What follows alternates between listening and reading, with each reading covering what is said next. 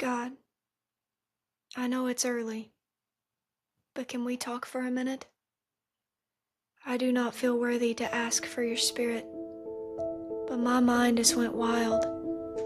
It looks back on a child, wishing to make it a sacrifice. They claim she was a bad seed, that she caused her family's vice. She watched her friends bleed.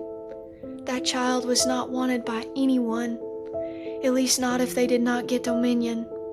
She watched the best of men fall. At least they seemed to be the best.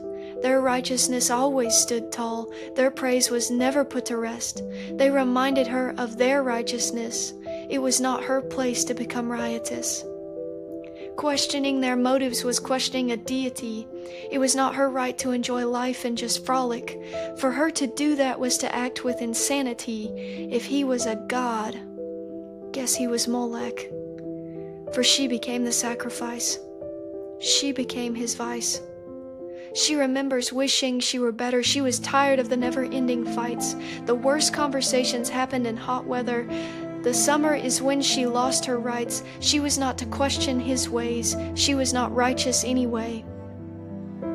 It was proclaimed that she was a harlot, first from her family and then from him. Somehow she received a letter of scarlet, despite never indulging in that sin.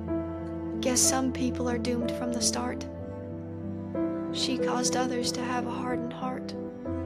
She never believed you made a mistake. She just believed that she had become one. Her heart was bent just so it would break, for she felt as if she had no one, thought she was the reason people left. And if they stayed, she thought she had committed theft. That man she knew? Well, she thinks of him often. The reminders are not few. She wonders if his heart softened. After all, she was the reason for his misery.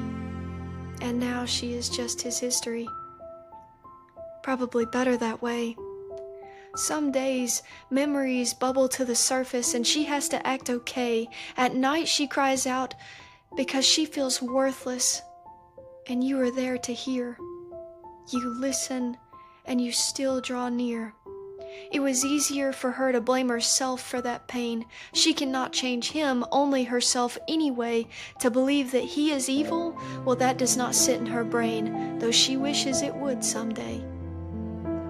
Talked with many people over the years, but she always hides away if there are any tears. To cry over this now seems like a waste. He wanted to be God, and she said no. That word still leaves a disgusting taste. But she knew that the answer was no. She knows it to this day, yet it still hurts in a way. No one offered comfort until shame. It was ugly, but at least it stayed.